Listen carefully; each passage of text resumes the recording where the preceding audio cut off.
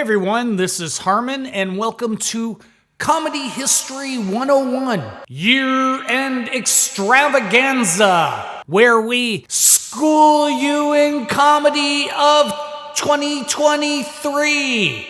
Yes, I am Harmon, and today, this very day, we are going to dive into the best of 2023.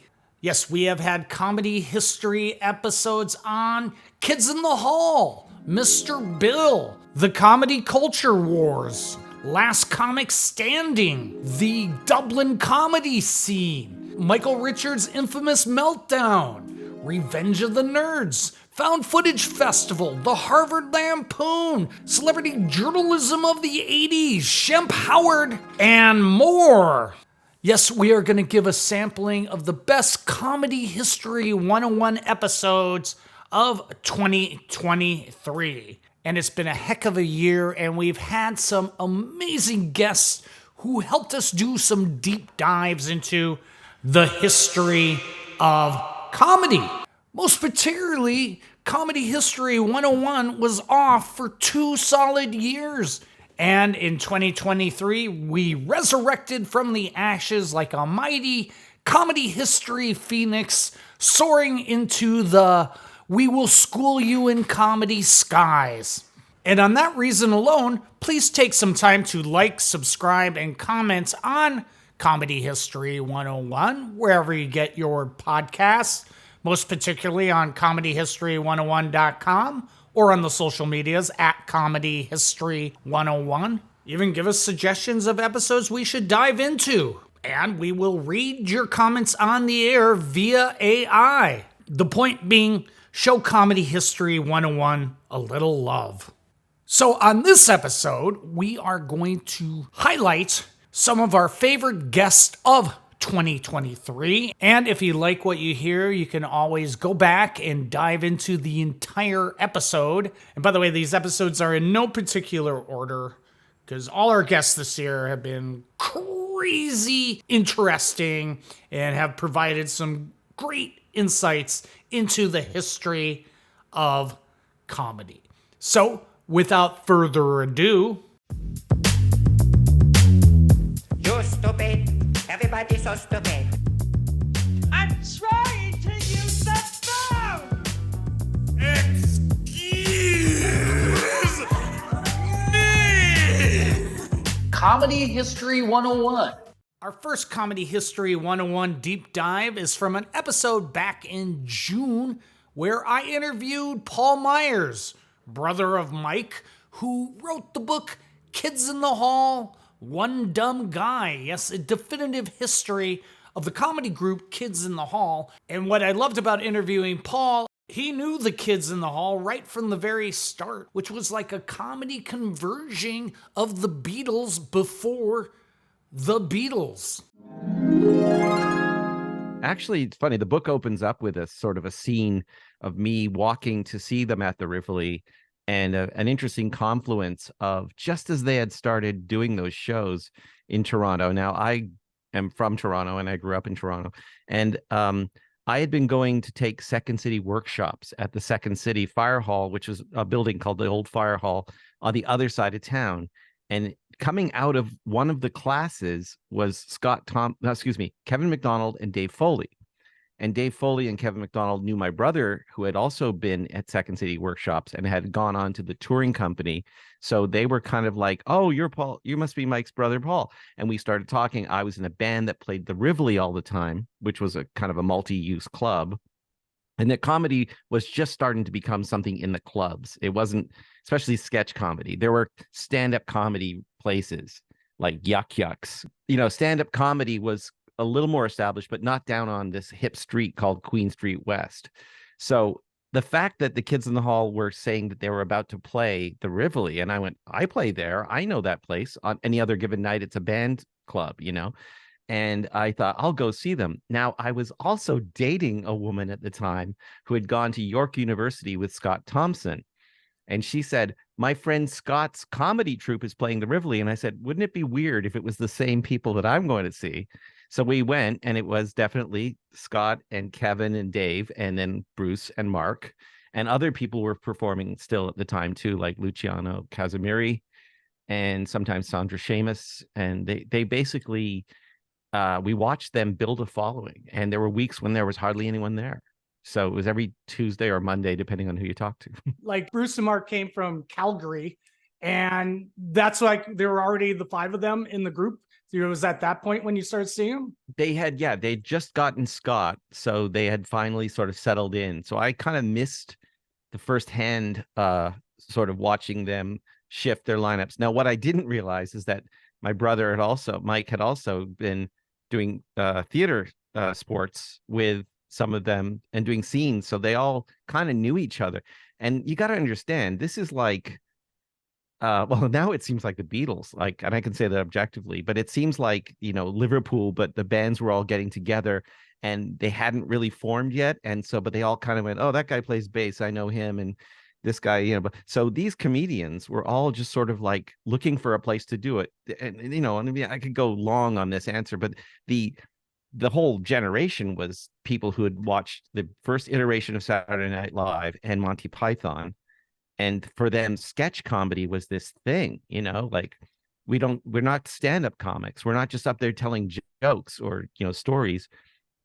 We're trying to make scenes. So all of these people kind of knew each other the way golfers on the pro tour would know each other. They were like, oh, I know that guy or that woman, Second City workshops can't be understated, because the fact that they had a workshop, and if you're a Canadian boy, especially, a woman too, but I mean, for me, a Canadian boy, seeing that, John Candy and Catherine O'Hara and, Joe Flaherty and all these people were coming out of this building, the fire hall. They had done Dan Aykroyd and, Gilda Radner had worked there. And so it was like, they're teaching you how to do that.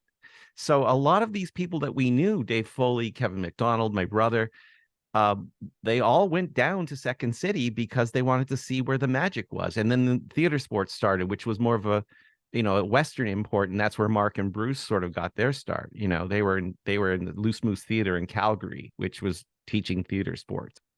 And what were those early days like? Was it right out of the gates? Was it like, okay, here's something, or did it take them a while to get their voice? Or how long did it take to get their voice, if that was the case? That each guy in the troupe would tell you a different story, probably. I would say that from where I was sitting, this thing of having it be different voices in different scenes kind of helped seem like there was a general theme of mayhem, kind of anti-establishment, kind of suburban reactionaries. Like they were definitely, they weren't city kids, and they were in the city, and they were reacting to culture without being deliberately political. They didn't do sketches about the prime minister. They did sketches about people having homophobic reactions to things, and they did sketches about rejecting the sort of cold isolation of the family life in the suburbs that they had experienced. And so there were themes that ran through, and I guess the idea too that they would also dress up as women in a way that wasn't just for, boob jokes. Like they weren't just putting on massive breasts and saying, look at me, I'm a chick, which I swear other people were doing. We all know Saturday Night Live, right? SNL, as the cool kids call it. Well, in the very first seasons, one of the biggest breakout stars was not John Belushi. Well, it was John Belushi, not Gilda Radner. Oh yeah, it was Gilda Radner. But the third most popular character on the early seasons of Saturday Night Live was Mr. Bill. And I got a chance to talk to Walter Williams, who created Mr. Bill and also later became a staff writer on Saturday Night Live. And I loved hearing the origin stories of, well, Mr. Bill. Hey kids, it's me, Mr. Bill, and I hope you're ready to have fun today, because we're all going camping! Yay! Ready to set up the camp, Mr. Bill? Oh no! Help me put up the tent, Mr. Bill. Here, you hold the tent stake while I hammer it into the ground. Okay, but be careful! Oh no! When Mr. Bill first got submitted to SNL, it was just sort of an open call. Yeah, we'll play, no pay. I did that for few years too. In fact, I never really got paid until I got on staff on the fourth season. But the first three seasons, actually, the first Mr. Bill was on the very first season. I was in New Orleans. I had a comedy show, like a little live presentation of films and skits and all this stuff. Saturday Night Live came on and someone said, hey, they have this home movie contest. So I sent a reel of my films and my Super 8s, and they picked Mr. Bill out the reel. And I called them, hey, did you get my reel of films? Yeah, we're gonna put it on this week. I said, wow. And of course it was a Mardi Gras weekend in New Orleans, and they actually preempted Saturday Night Live for the Mardi Gras parade. But I knew that in advance, but I was able to go to the studio and I saw the feed and it was on. No one believed me the next week. Yeah, you're just saying that because it wasn't on. So they finally reran the show and then they believed me. Fortunately, I didn't have an aptitude for anything back then, so I went into comedy. My sister was dating this guy who was doing his own feature film in New Orleans, and so I got to work on it, and that kind of showed me the whole how films are shot out of sequence. And some days, you shoot something and then would edit to something he shot a year later, and then that was my training in film. And then he actually loaned me the Super 8 film that I filmed the Mr. Bill and the others on. So I was a teenager, nothing better to do. I had no real backup plan. So off to New York eventually. You were a teenager at the time you submitted the film? That's right. I was a night watchman at the time, actually. I'd write and edit my films at night and then shoot in the day. And I kind of really got on a whirlwind. Like hypothetically, if I were a space alien, and this is hypothetical. You sure? It's hypothetical in air quotes. Okay. How would you describe a typical Mr. Bill episode? Well, I started the first one. It was going to be a surprise. So I kind of based it off like a parody of a kid's show with a host and welcome to the show. And then everything terrible starts happening. But I wanted to prolong before I started torturing him. So that's why I invented Spot, his dogs. I figured I'd do something to the dog first, just delay it a little bit. Because once you start dismantling Mr. Bill, you got to kind of go the whole distance. So basically, as a theme, we're going to do something today. We're going to go to the circus. We're going to, build a house. And it became a formula. I didn't really intend to do it more than the first one. They said, you have any more of these? Oh, sure. And then I made another one. And then before you know it, I got on staff eventually. What was like the reaction? Was it like an immediate reaction after that first time it got shown? Oh yeah. Well, it started off. I did see the feed at the studio, and it started off as like this kind of corny, badly made film. You could hear the groans in the audience, like, "Oh, this is really." But as soon as Spot got squished, big laugh, and then then on to the end of the film, it was like sounded like a kind of a laugh riot. It still took a couple of years to get on staff. I kept making them and submitting them. In that little disclaimer, at least because of no pay, we'll play no pay, I was able to hold on to the ownership. So when I got on staff, I was able to keep control of the films and the characters, all that kind of stuff. And then so the second one came out at the end of the first season, kind of bookending the first season. It may have been the second season. I'd have to check my notes. The second season, yeah. And then I had a couple on the third season. Mr. Bill goes to the circus and Mr. Bill pays his taxes. And that's when I finally got a meeting with Lorne Michaels. And he says, I want you next year, I want you to make 10 of these. I said, can you trust me to do that? And he said, no, but if it works, you'll be a hero and I'll be a hero. So we shook hands. He kind of just let me go with it. He said, I want to read the scripts first and after watch it. Just do it. I don't know how you do it. Just do it. And if it doesn't work out, I'll cut it after dress rehearsal. But they all got on. And was that the typical writing process in the early days? Or was it kind of really, you had to go through the hoops that you have to go through today to get in like a sketch on? Well, I actually got a staff writing job that fourth season too. When I finally got an official contract to do the Mr. Bills, I said, Lauren, I read all this other stuff too. So he invited me to participate writing the commercial parodies that they're done before the season starts. Since they're filmed, they're kind of the first things that get done. And so he gave me the writing position too. So I had like suddenly two jobs. I'd never been paid before to do it. And then all of a sudden I got two different jobs. So the staff writing job, a whole different deal. You go there on Monday night and the writers are in Lauren's office and he goes around one by one in order. And what are you working on? And then you tell him some ideas and then he'll say, yeah, this and that, I like that. And then you go, the ones he liked, that you'd start working on it, and then turn into all-nighters on Tuesday nights. Wednesday read through your script, and that part was long. Whereas the Mr. Bill, I'd go back to my place and just do it, and he'd see it in the dress rehearsal, and he'd have the choice then. But as I say, they all wound up getting on. Back in July, I had the pleasure of performing with comedian Freddie Lockhart at our AI versus Human Roast Battle show at the Ice House in Los Angeles. Quick little plug. And what I learned was Freddie has the notoriety of being the last comic to introduce Michael Richards of Seinfeld on stage as a comedian the very night of his infamous meltdown. I was going on in the main room at the Comedy Store one night, and Michael Richards, Kramer from Seinfeld, was set to go on after me. And he was running a little late, but he finally gets in, and he's like, "Oh, you're never going to believe it. I had some trouble." Like, "What kind of trouble?" He's like, "Trouble at the Laugh Factory." I was like, the Laugh Factory. Okay, whatever. What happened? Did you get heckled? And he's like, yeah, it was real bad, real bad. I was like, hey, we all, it's baseball. I give him the old speech. It's baseball. You know, if we're hitting 30%, we're going to the Hall of Fame. You don't got to worry about it. He's like, no, it's real bad, real bad, real bad. I'm like, how bad can it be? You know? And then he's just not telling me. And then they start calling my name. I was like, dude. And the last thing I said to him is, I go, if nobody got it on video, there's nothing to worry about. And I go get on stage and I do my set. And then I bring him on. After I'm done, he bombs because he was a terrible comedian. But that was the last time he would ever do stand-up comedy again, because it hit the press. Somebody did record it, and it was him dropping the N-bomb like a space bar. And he spared telling me because I'm half black. So, you know, it all made sense in the morning. I went, oh, that's why he didn't tell me. Yeah. And thank God somebody got that on video. Yeah.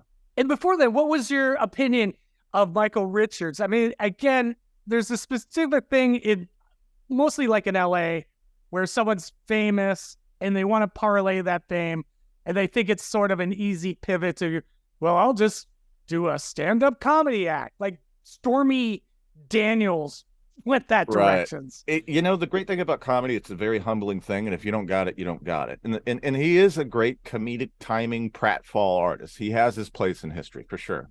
And when he would come around doing stand-up, guys like him and Judd Apatow, they're actually very nice. And Judd Apatow was a comedian before, and Michael Richards was back in the day, but they're not like us in the gym every single day. And he was bad. And the thing is, he was fairly nice every time I spoke with him, but he wasn't good at it, because you just can't fake comedy. You just can't fake it. And even if you're a star, that might even put you in arrears with the audience, because they expect you to be great. But how many doors can you burst through on stage, you know? So what kind of stuff material was Michael Richards doing at that time? Trying some weird kind of like alt comedy. Like alt comedy was real big in the early 2000s. And some people were great at it. Galifianakis was an alt comic. There was brilliant ones. And that's what it is. He was just like acting out monologues and just being strange and things where I'm like, dude, this is hard enough when you're good, man. Why are you doing this? Why are you going up there? Like, he wouldn't talk about Seinfeld. You know, people wanted to hear the Kramer thing. You're the most famous next door neighbor in television history. You're not going to shake that. You either embrace it, you know, find a way to do stand up. I don't think he can, just because he's not a real one like Jerry was, like Seinfeld. By real one, I mean practice and seasoned. And before you got famous, you were already an accomplished comedian. Whereas he was on a show called Fridays. He'd worked a lot. Even in his 20s, just didn't have it. Did he have like that attitude of, I'm a star, therefore you should enjoy what I'm doing, or not wanting to put in the homework when he would come on stage? And secondly, were people generally excited when they saw him like come up on stage? Yes. Yeah. So absolutely. So to see him, it was still, you know, he started coming around. I don't know. I guess like for a couple of years. And yeah, absolutely. That's a huge TV star. People would freak out. And he was always nice. You could tell he was strange, but he was always nice. I think the thing is, he is one of these kind of performance arts guys who happen to be a silly guy in a sitcom, but now he's like, you know, take me seriously. Now I'm doing this, when in fact that's not what they want. And so it was kind of almost like East Village in the late 60s kind of thing. Like they're not going for this. They want Kramer, they want the falls and, that kind of stuff. And again, it just doesn't translate on stage very much if you're just falling down all the time. And I think, and he also had a sitcom that they tried to parlay off of Seinfeld that just didn't work out. And he like I was saying, he's the most famous next door neighbor in TV history. Rest on that, don't to me, why sully that? Why go out there and look bad at something when you were great at something? Did he have that reputation, like in around the stand-up scene in LA, of just losing his cool on stage? Was that like the first time that he snapped, and it obviously lives in infamy? Yeah, I don't know anybody to know that he was any sort of hothead ever. I had never heard that. If anything, he was so shockingly meek and reserved compared to the Kramer thing. He's not doing that spinning around. He's usually enters a room very gently, like hello, hi, hello. He's very. I'm not going to defend him, but that night was, to me, it was just. The thing is, he was so bad at comedy that he hadn't taken those licks of a heckler before, so he tried to answer back with the worst, most disgusting, vile thing he could think of or say, and he did. And that's amateur comedy 101. You fold it. You couldn't be funny in the moment, so you went for hateful. And whether you mean those things or not, the fact that you said them and that you said them on tape, I don't feel sorry for you. But if anything, I just saw a really bad comic go to a really bad place because he just didn't have the skills to deal with people shitting on him. A good companion episode to the story of Michael Richards' debacle meltdown would be my interview with Cliff Nesteroff on his book Outrageous, A History of Showbiz and the Culture Wars. And one of the things I found interesting about my interview with Cliff is diving into comedy at one time that was deemed appropriate, and then the culture shift and, well, became no longer appropriate. Seems like that's a common refrain, that people are always sounding the alarm that you can't joke about anything anymore, that people are too sensitive these days, that it's not like the old days, that young people don't know what's going on, and young people accusing old people of being out of touch. It is a very, very common concept, but people don't seem to realize that. So that is one of the reasons I wrote the book, was to add some context and demonstrate that what's happening now has happened before. And one of the old guard arguments was, you're making African Americans look silly, but, what about Laurel and Hardy? They make, white people look silly, or Red Skelton.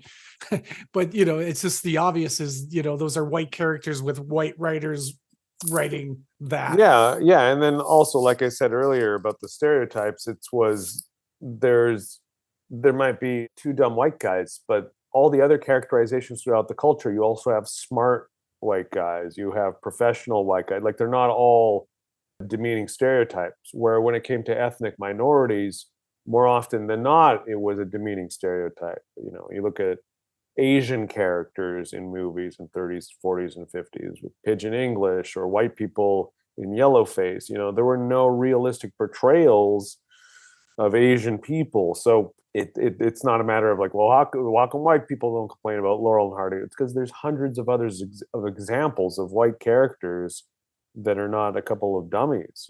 So it's when you balance realistic portrayals in a proportional number, then the stereotype is not as likely to cause hysteria. But when you only have slander, then of course people are going to object. And then also interesting was sort of LGBTQ portrayals on TV were offensive, but for different reasons, because the right wing thought of it as promoting sexual promiscuity. Well, yeah, the religious influences didn't like to see any inference or depiction of homosexuals at all. And then gay activists did not like to see homosexual stereotypes depicted. So it was sort of a weird thing in the late 60s and throughout the 1970s. It seemed like progress. Oh, there's gay characters in a TV show. but at the same time, they're stereotypes. So it had been taboo to mention it at all for much of the 20th century in TV and movies. There were coded inferences here and there, but to explicitly confess that somebody was a gay character was very taboo.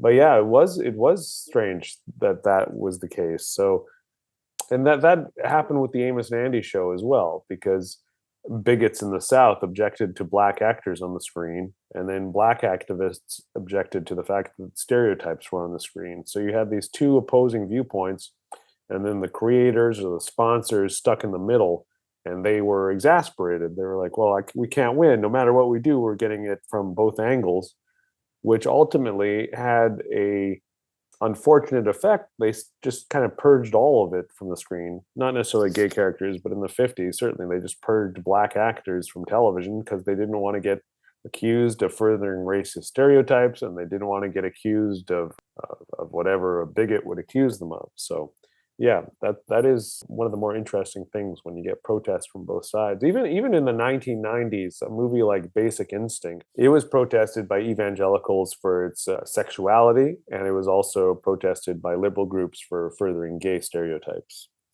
And talk about, we know how it feels to get angry tweets, but to actually get physically written letters just seems so much more creepier. Like angry letters saying, I know where you live.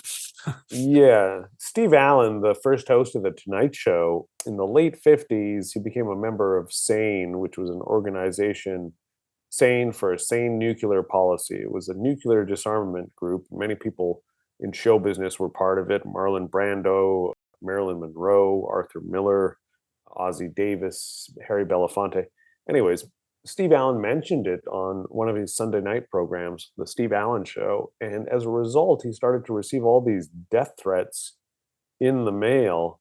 SANE had been condemned by the John Birch Society in their newsletter. And so I guess this inspired people to target Steve Allen. They accused him of being a communist. They accused him of being un-American.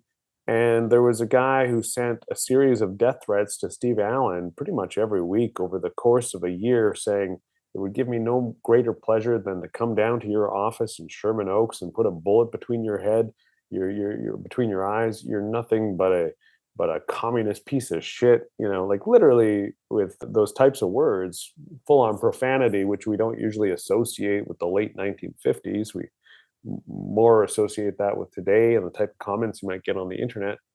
But yeah, it was like very serious vitriol, and it was sort of intimidating in that era, because in order to write a letter to somebody, it took a lot more effort than to just tweet at them. If somebody's going to go through the effort of composing a long letter, knowing the person's address, paying for postage, and doing it on a regular basis, there's a worry there that they might mean business. Whereas when something like that happens to you in the comments section on the internet, it's a lot easier to ignore it. Communism, that was like one of the go-to arguments from the right. This is going to promote communism. What is like some of your favorite ridiculous censorship campaigns brought on by the right? You mentioned, the Beatles and the John Birch Society.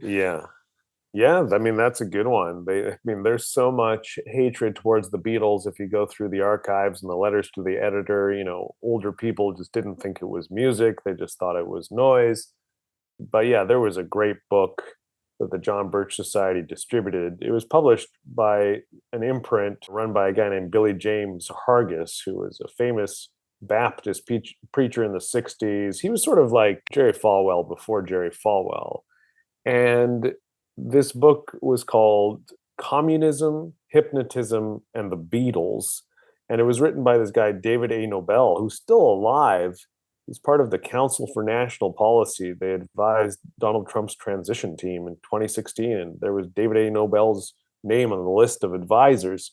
He wrote this book, Communism, Hypnotism, and the Beatles, in which he seriously argued that the Beatles were a communist conspiracy, that the Soviets had put some sort of subliminal thing in their music, what they called a broken treble clef, that would break down the defenses of American youth so that they were so weak-kneed, they would be more easily overridden and primed for a communist takeover. This book actually argued that, and they sold it in John Birch Society bookstores all around the country. You can find it online. It's something of a camp classic, but it never really gained traction. But there were some people in America who truly believed this stuff. Yeah, and just other kind of jokes that were considered offensive, such as, you mentioned Bob Newhart making fun of American history, us like outrage if he did like a George Washington joke. Yes, the John Birch Society wanted to ban Bob Newhart records because he referenced Abraham Lincoln. They wanted to ban a guy named Stan Freberg, who did a comedy record called Stan Freberg's History of the United States of America, Volume 1, and it did get pulled from several stores. Wherever the John Birch Society had the most influence, places like Arizona, Orange County, California, they would get these records pulled from the airwaves. They would have concerted boycott campaigns of sponsors, and they would target the radio stations. They would write letters. The Daughters of the American Revolution, that organization, they also targeted Stan Freberg for his comedy records.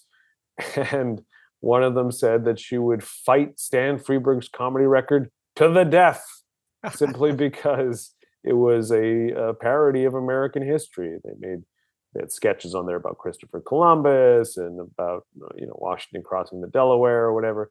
It's all so innocuous by today's standards. The fact that anybody would be really seriously upset about Bob Newhart or Stan Freberg or the Beatles, it all looks ridiculous in retrospect, but people took it so seriously at the time and took themselves so seriously at the time. And that's sort of what I see today, when somebody gets really upset about the Barbie movie. I mean, how can you take them seriously? But people do.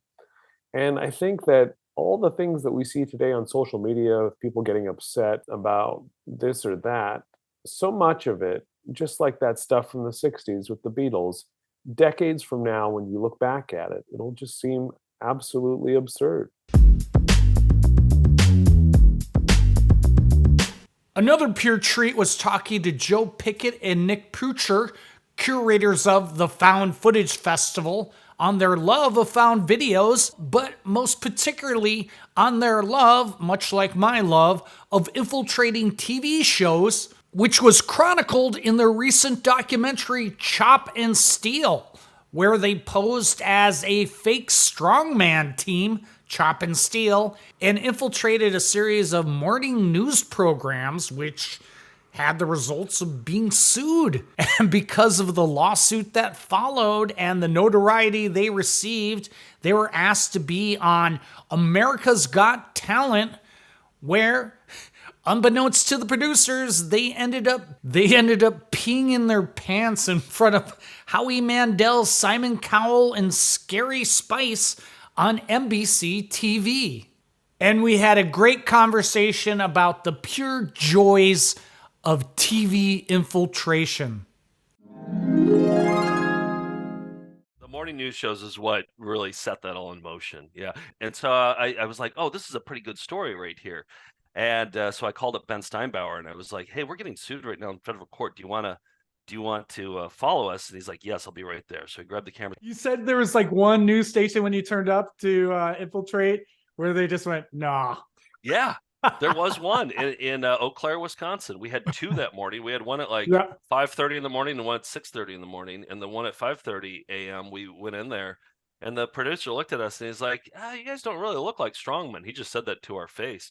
And we dressed in layers so that we looked a little bit bigger than we were. And we walked in with a cinder block and a sledgehammer and stuff like that. So we had the props and we, made ourselves look bigger than we were. But he's like, you guys don't really look like strong men. And we're like, well, we are. So he's like, I'm gonna go talk to my producer. And he went back in the back room and then came back. He's like, we're not gonna have you guys on. So he did his homework. I mean, he didn't do his homework, but he looked at us and said no. So good on him.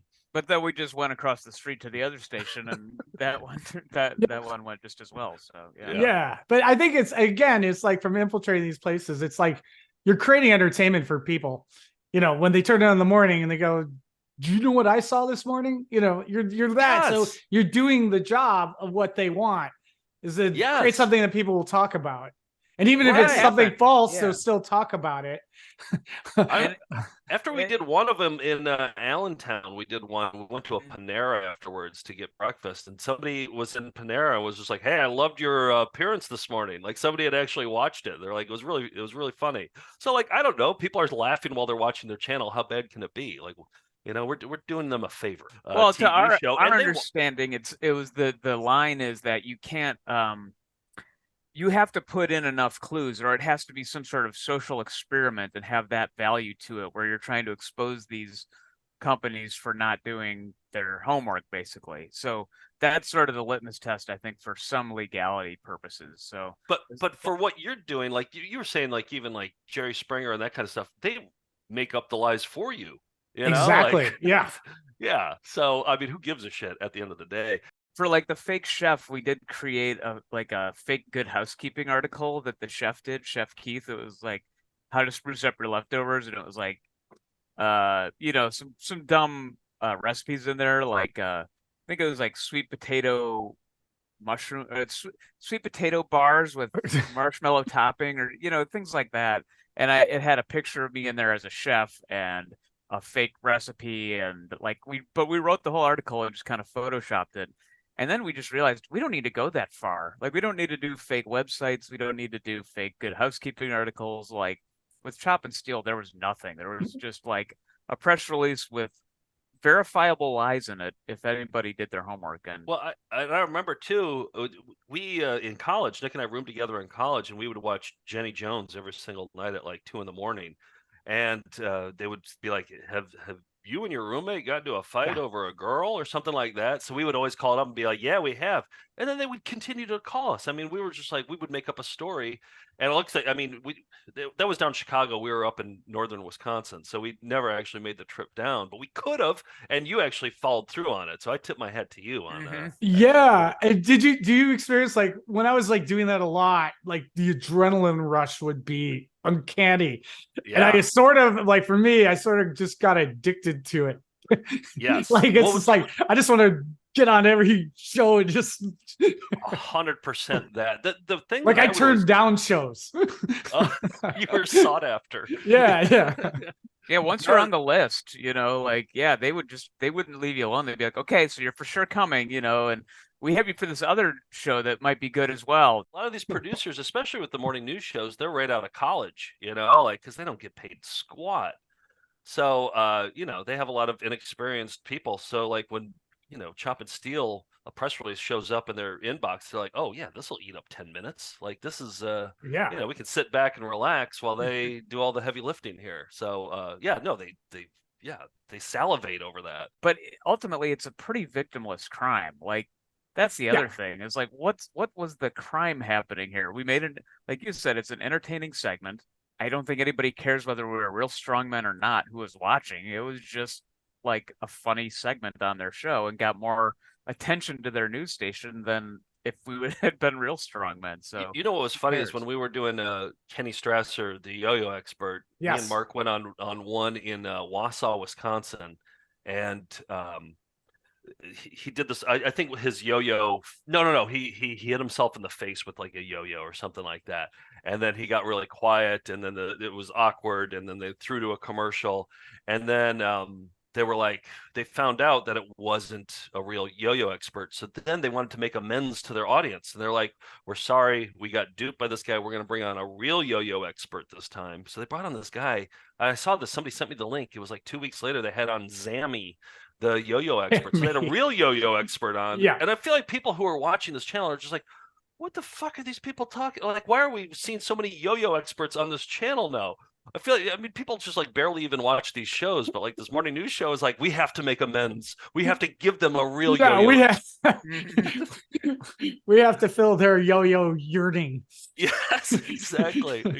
And then Zammy, their actual yo-yo expert, was arguably more awkward than K-Stress was. 100%. I mean, yeah. So, yeah. Then Mark from there, from the yo-yos, actually he got The Office saw him and cast because of the yo-yo. Yeah, yeah. And then So, again, he's gone on to, you know, What We Do in the Shadows and yes, etc. yeah. Wow. No, it was like I think we had done 7 morning news shows with Kenny Strasser, and then I worked with somebody at the Onion who was at the office, and they did an investigative report that they included me in. And so she saw me in it. She's like, "Oh, what do you know about this Kenny Strasser yo-yo?" And I was like, "Oh yeah, that was us. We did that." And so she's like, "The Office. We've been watching it in the office this whole time, and we want to fly you guys." So they flew us out, and we got to meet all the writers and everything. And then Mark got on the show. So yeah. And then from there, yeah, he was on Portlandia, and then he was on he's on What We Do in the Shadows now, and he's super funny. I think a lot of folks don't know that we did the news things. I mean, it is kind of separate, but I do think like it makes sense when you know that we know what makes awkward television, having watched so many videos and training videos and yeah, where we kind of have mined and studied uncomfortable moments captured on video. So it was just a different leap to just make our own awkward moments on video. So I love performing comedy, but most particularly, I love performing comedy in different countries. And back in June, I talked to my friend Johnny Camden, who is an Irish comedian, about the history of Irish stand-up comedy, which, by the way, has brought the world some of the best stand-up comics on the planet. So basically, here the Comedy Cellar, I know this because of just history. The Comedy Cellar started in about 1987, I think. And that was Ardal O'Hanlon, Barry Murphy, and Kevin Gildee. I'd be watching it on TV, and I was in England thinking, oh, this is amazing. There's nothing like this back home. But there was that place, and there was a bunch of, there's a thing about it being, people get confused as to whether it's the first comedy club in Ireland or the longest running. I think it's the longest running. There's definitely little nights that had appeared here and there in and around town. And when I was looking at the venues, I was going, I went to that venue. I've been there. You know what I mean? Like some of them have turned into nightclubs and things like that. But you can see how they would have worked as a place to do comedy. And Michael Redmond, he's a big, tall, weird looking, if he's hearing this, he's a lovely guy, but he's a very tall, big mustache, kind of droopy eyes. He looks like Droopy, the cartoon character, the dog. Was he on Father Ted? He was on Father Ted, and he moved. There's a whole Michael Redmond thing in the sense that he moved over to London, I guess, like a lot of the Irish acts did. And Ardal O'Hanlon, who was also in Father Ted, and they all kind of come over to seek their fortune. But Michael Redmond, like he's in one episode of Father Ted as a kind of a really boring priest. He just doesn't really want to do anything or say anything. He just sits around. And Michael had this joke. He used to come on stage in like a long coat and just with a shopping bag. And he'd just stand there and stare at the audience for ages. And then he'd go, people often say to me, what are you doing in my garden? It's like, it's this sort of, it works because he's weird looking and he's sort of a bit off kilter. But this really famous British comedian called Joe Pasquale, who's kind of a Mr. Saturday Night, kind of stole it. Yeah, Stuart Lee has a bit like that about it. Stuart Lee does an entire show about it. It's like it's really funny. It's how does that bit go again? It was like because the Pasquale guy got like the whole gist of the joke wrong. Well, kind of, because the joke works because Michael's weird looking and not famous, and he wasn't at the time. People recognize him now from Father Ted, but it's like. But Stuart Lee's thing is, Stuart Lee goes, you know what he's like? He kind of extrapolates, takes the joke apart, and then takes those parts apart. And he's gone, people would look out the window and they'd go, oh, come here. They'd call someone over and go, Joe Pasquale's in the garden. Because Joe Pasquale, and I not now again, this was a long time ago, but when he did it, like he was hugely famous. I think he had his own TV show on a Saturday night, so it doesn't work. Well, it was like Seinfeld stealing that joke, and then people wouldn't be going, "What's that guy doing?" They're going to be like, "Oh Jesus, Jerry Seinfeld's out there." So Michael was doing stuff in Ireland and things like that, and it seemed to be a kind of quite an arty little kind of like mixes of poetry, like music. I think as far as stand up as we would recognize it, I think that came with Mr. Trellis, which was Ardal, Kevin, and Barry and their comedy club, and then just a bunch of people who I guess it's kind of like if you build it, they will come. There was probably a ton of people. There was probably a bunch of people who had seen comedy in the same way that I had, and then realized there was this one place that you could go in town and do that. I'd say by their own admission, probably appalling. We probably just went along with just doing stuff. But if you keep going, keep trying stuff and getting better and everything, and that's why you've got people like Ardal O'Hanlon and these Dylan Moran went there and stuff. A lot of people arrived in London ready to go. You know what I mean? Because they'd been doing it for 5 or 6 years.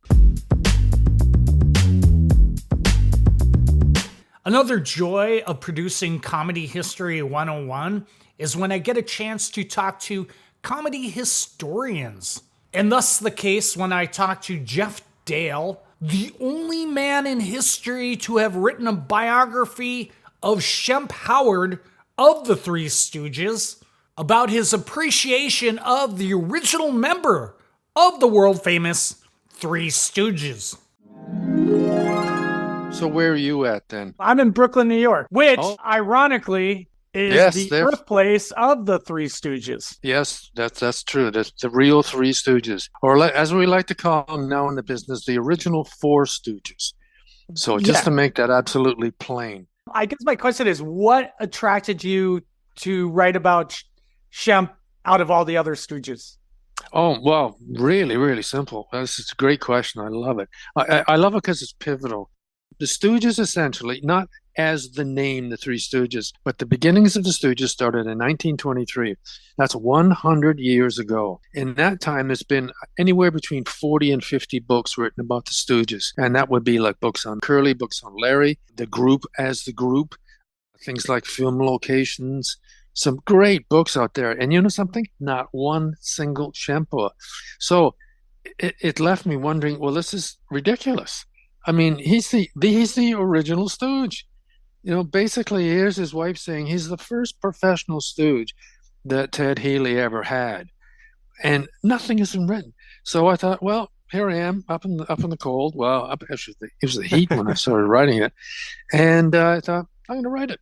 Let's see what goes. And you know, nothing. No one's ever written, and all of a sudden, out of the blue, bingo! I got a publisher.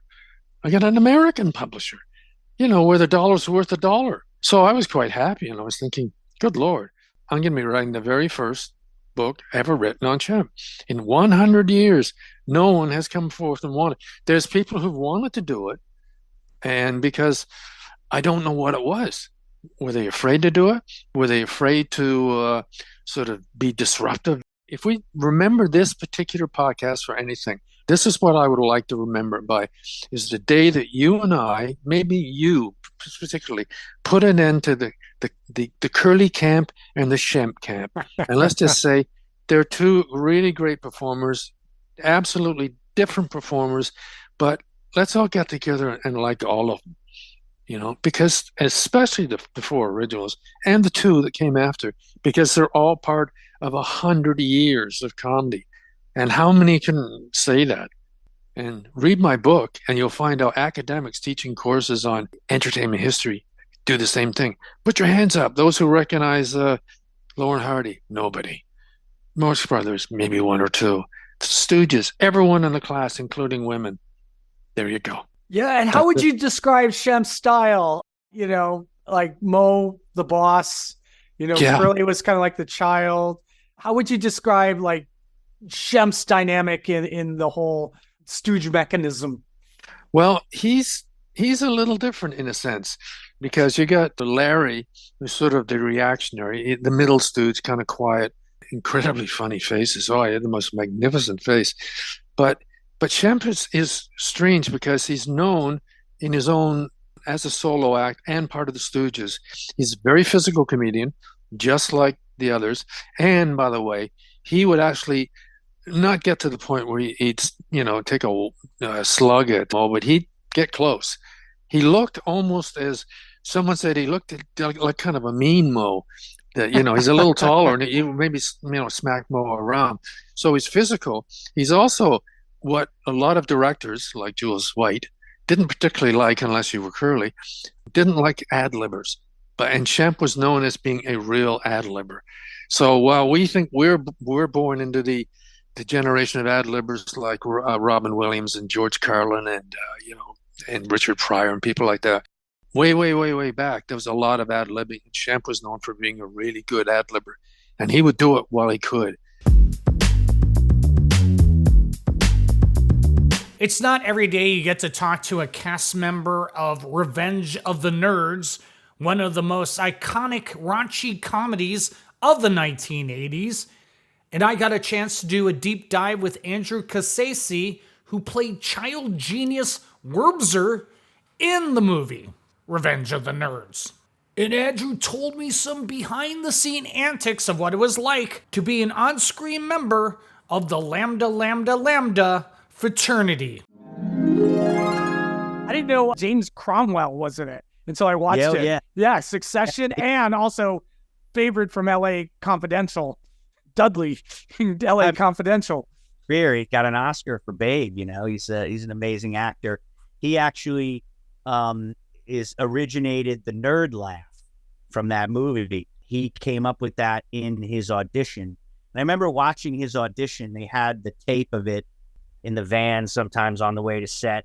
Early on, they were watching. Oh, look at Jamie's audition, and they were commenting because he was so nervous in the audition. He was just sweating bullets and almost trembling, in his speech. He was so nervous about it, but he was amazing. He had this amazing pathos, and he came up with the nerd laugh that then Bobby Carradine sort of tried to mimic and made it his own kind of thing. But that's where that came. But Jamie Cromwell came up with that. And what's like your favorite moment, both in front of the camera and when the cameras weren't running? I love having the scene with the girls with the boobs. That was a fun time.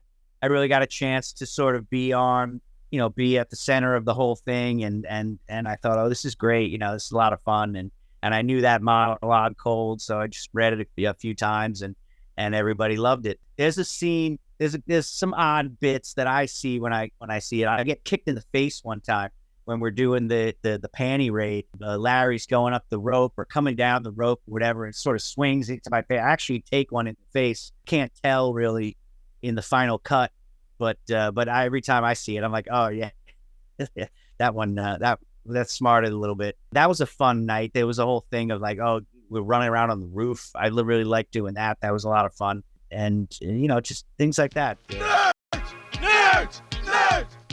It was also a scene where we get confronted by the moos, not by the moos, by the pies or whatever, or the alpha betas. They come and they send pigs into the dorm house. They ruin our party, and then we're all standing on the porch, which was a set. The director was just berating us the whole time, and it got ridiculous. I started to like feel uncomfortable about it. I started laughing, and I've actually laughed a little bit in the scene, that in the take that they took, but it looks like I'm crying, so you can't tell really, So it works both ways. But I know I'm just like trying to hold it in because it just got hilarious. I don't know why I was struck by it, but I guess your funny bone gets tickled once in a while. There was a GQ article about the oral history of Revenge of the Nerds, and I think you said it that you saw like a crew member be taken away in handcuffs. Yeah, I do remember that. Yeah, there was a bust one night. A lot of like drugs and cocaine and partying going on. There was a cop, I guess, who got assigned to us, which I didn't know a lot about. But some cop was like, I'm busting this scene, So he cased us and tried to figure out what was going on. And one of the crew members was, the one of the suppliers of a lot of the partying. And one night they staged a bust and he got arrested. And I remember I was supposed to be in my trailer. They kind of said, oh, I didn't know what was going on. It was like it was a night shoot. And so just hang out in the trailer. Well, we're not filming. Like, what's going on? Like, something's up, And I peeked out a few times, and I saw one of the crew guys getting taken away and getting cuffed and arrested, and it was pretty exciting. So when Comedy History 101 relaunched back in May, the first person I turned to be a guest was my good friend Rob Cantrell, who was a finalist on season 1 of Last Comic Standing. And not only did Rob give an inside look at what it was like to be a house member along with comedians Ralphie May, Rich Voss, and Corey Kahaney, but we also shared tales of what it was like to be a stand-up comedian in the 2000s in San Francisco. It was literally a comedy competition, but it was during the days of reality television where it was like Big Brother and like Survivor, when I first saw it in the trade papers after I auditioned for it, when I auditioned for it, I was on the very first season and it didn't even have a title. It was just like this reality show that was looking for stand-up comedians, and I was in line just like everybody else. And I think there was some buzz in the industry, like managers and stuff were talking about it because it was with NBC and it was going to be on prime time. And at the time, Jay Moore was like a big movie star. Well, not a big movie star, but Jerry is back in his post Jerry Maguire days. Yeah, post Jerry, Jerry Maguire was like a top rated Hollywood film in history. So he definitely had the pull.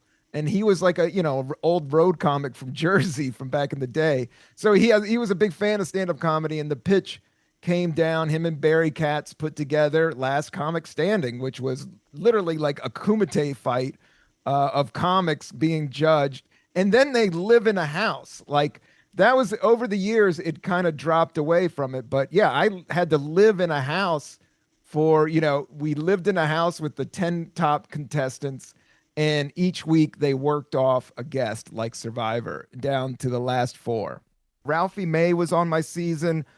Rich Voss was on my season. Corey Kahaney, Dave Mordahl, and then Dat Fan, which became one of the biggest names in people hating comedy, was the winner that season. Yeah. I mean, just to back up a bit, did you just have to do the one audition and then you were in the house? So my next one is they said you can go. They were like, Rob, and that's when they started flying me down to LA. So I the first one you do for free, but then they were like, hey, Rob, we want to bring you to the next one, which is the semifinals.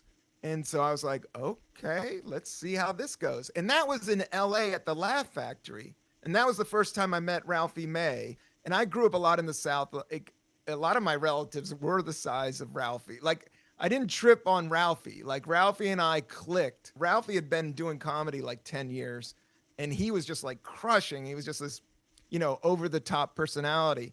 But I remember meeting him, but we did the Laugh Factory. Kevin Shea and me, we went down to LA. They put me up, and then we went and did the Laugh Factory. And the judges. It was Joe Rogan, Buddy Hackett, and Monique were the 3 judges. Oh, wow. I think Buddy Hackett's last TV appearance was on Last Comic Standing. Yes. And I did that surfing joke, and it was at the Laugh Factory. And at the time, San Francisco comics were better than LA comics, was the weird thing. Like, when I went down there, I think there's a reason for that. I'll attest that San Francisco audiences are some of the worst. Yeah, they'll hiss at you, and they'll be just arms folded, and it's known that way for music as well. Like for bands, they'll just be arm folded. I could do better than you sort of attitude. And it's a little prudish, but it makes the comics good. It makes you good. It makes you not be a hack. Yeah, exactly. Especially back then. But in San Francisco, if you kind of sounded like some weird road comic or something they heard before, it was like, next, whatever, dude. Yeah, there were 2 camps in San Francisco. Like, we didn't like the hacky comics that would destroy the rooms. Yeah. But we'd be like, But yeah, it was good. But it made you a good comic, though. It made me a good comic because I would definitely probably lean into the hack style. I kind of have a jock older brother. Like, I could definitely do kind of frat boy material. But coming up in San Francisco, kind of in hanging out with you and Arj and Spiegelman and W. Kamau Bell, like, I can't say how much I love those times when I look back on my life, like being shaped in the beginning, kind of like you can put the bar up a little bit. You don't have to go all the way up, but you just had to be just a little bit more clever than your average bear on each joke. It was kind of the game back then. Another good friend I got to interview was Michael Small, who was not only my editor when I worked for Wired, but also has the accolades of being a staff member on the legendary humor magazine, The Harvard Lampoon, whose alumni include such comedy luminaries as Conan O'Brien, Greg Daniels, Jim Downey, Colin Jost, BJ Novak, as well as pretty much every writer who's gone through SNL, The Simpsons, Letterman, Curb Your Enthusiasm, etc., etc. Part of the reason why I wanted to go to Harvard was because of the Harvard Lampoon. I really, really cared a lot about comedy and humor, and when I saw that this was a place that had a comedy humor magazine, it was very appealing to me. Of course, that didn't necessarily mean I'd get into Harvard, but it was something that made me more interested in that as compared to other schools. Because that, I guess Yale has one, but as a member of the Lampoon, I am required to say that whatever Yale has is much worse. How did you become a staff member? Was it something like you had to show like writing samples, like you're a freshman at Harvard? How do you join the, prestigious Harvard Lampoon? There's something called the comp process, which I wanted to do and did first thing freshman year. And you had to turn in, I think, 6 or 8 pieces, humor pieces. You were only allowed into a certain part of the castle to submit your writing. And the writing that you submitted would get thrown down on a floor, and there was sort of like all the entries were on the floor. And then people would members would randomly go and pick them up and look at them and write comments on the back. And then you would get to go in each week and see the comments that were written. And in my case, they were absolutely scathing. Like, what would be an example? Like, was there no kid gloves involved? I mean, you were an impressionable freshman at Harvard, and there's these upperclassmen, and I would just know, like, very vulnerable. Oh, yeah. For any kind of scathing criticism. Yeah, I mean, it would go from and I think people put their initials after their comments. You have to also remember that they were doing parodies of comments and a parody of a mean comment. Or so they say in air quotes. Yeah, in air quotes. So it would be super mean, but maybe it might have been a nice person who wrote that too. It's too bad because I now remember that I have them somewhere and I could have actually dug out those comments, but it will be a very painful experience. But they would say things, well, someone would just write not funny, but what does that parody? Yeah. Yeah, that would be just direct. Yeah. But I don't know. I guess occasionally you would get a positive comment, but it was really challenging for me because I just didn't have any experience with this kind of feedback at high school. Every single thing I wrote, people treated as if it was solid gold, and that is not how my entries got treated. I will say that my sense of humor was really rough, and it was very hit or miss. Let's put it that way. Like some things I could do were funny, and some things I could do really were stupid, and I didn't know the difference between funny and stupid. Maybe I still don't. To wrap up Comedy History 101's The Best of 2023, my interview with Michael Small was actually a two-parter. After the Harvard Lampoon, Michael went on to be a celebrity reporter for People magazine. And to close us out, Michael shares a little tale of a very uncomfortable encounter with a former SNL cast member. Then I look across the room, there's Bill Murray. Because my friends had worked at Saturday Night Live, I had actually met him for 2 seconds before. So I go over and I mentioned before to you, Tom Gamble and Max Pross from the Lampoon. So I go up to Bill Murray and I say, "Hey, Bill, I'm a friend of Tom Gamble and Max Pross. Will you give me a quote for People magazine?" So he pauses and he looks down on me for a minute. He goes, "All right, you really know those clowns?" And I say, "Yes." He goes, "All right, since you know them, I'll talk to you. Ask me a question." So I ask him my question: how does this movie reflect women's role in society today? And he goes, "Stupid question. Next question." So then I didn't have so much, but I thought I'll put a little twist on it. So I go, "How does this movie reflect the role of actors in society today?" See what I did there? Yeah. A little twist. Yeah. He's like, "Stupid question. Next question." So then I'm like, oh my God. Okay. I'm sorry I bothered you. I didn't really have a good question. Is there anything else you can tell me about this movie? And he goes, I said, just say anything you want, any quote that I can take away for this movie. And he goes, ask me a question. And I said, no, I don't need to. It's fine. He goes, ask me a fucking question. Everybody was saying fucking to me that night. And I'm like, oh my God, no. So I was like, okay, got it. Just pretend, sorry I bothered you. I'll just go over. And he grabs my arm and he won't let go. And he's like, ask me a fucking question. Meanwhile, he starts to yell so loud, the whole room goes silent. Dustin Hoffman, Halston, Andy Warhol, Cheryl Teagues, all these people are standing right there watching. There were more celebrities in that room than I ever saw at People magazine. And to top it off, basically, Robert Evans has to come take Bill's hand off my arm, and he is screaming as he leaves the room, you fucking idiot. You can't even think of a fucking question. And everybody is silent. Were you like 21 at the time or something? I was maybe 22 or 23. You stupid idiot. Ask me a fucking question. You can't even. And then he says, I'm going to call Gamble and Pross and tell them how stupid you are.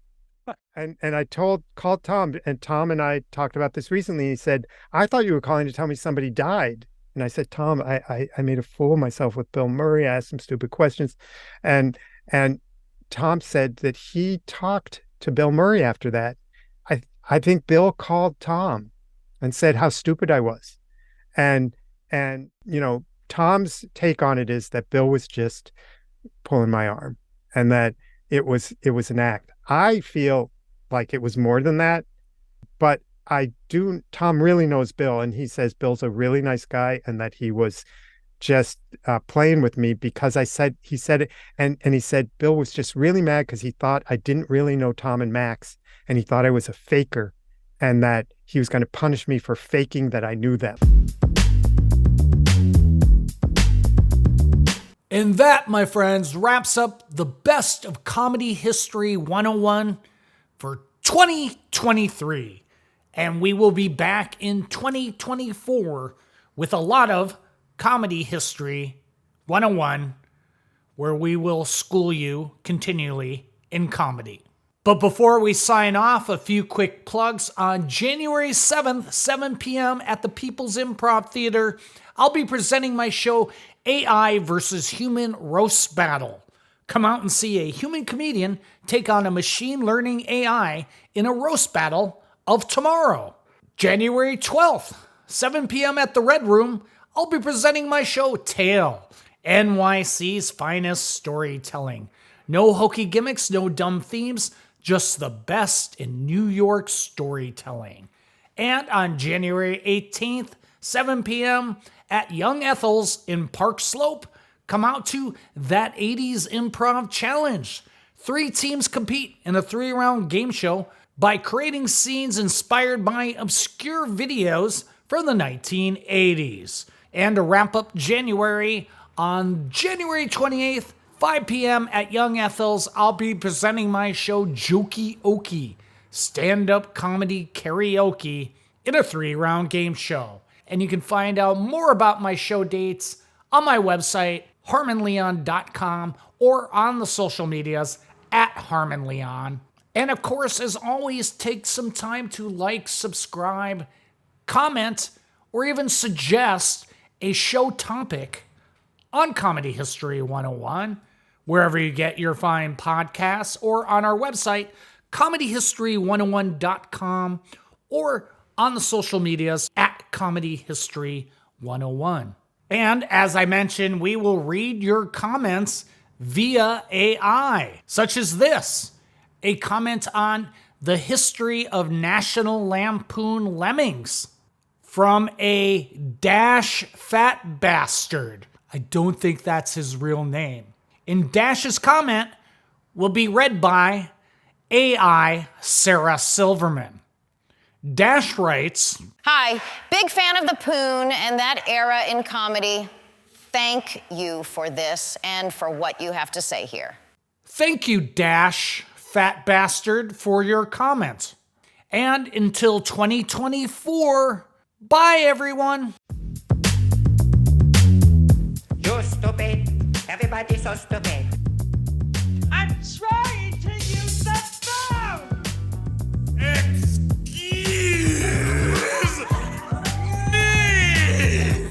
Comedy History 101.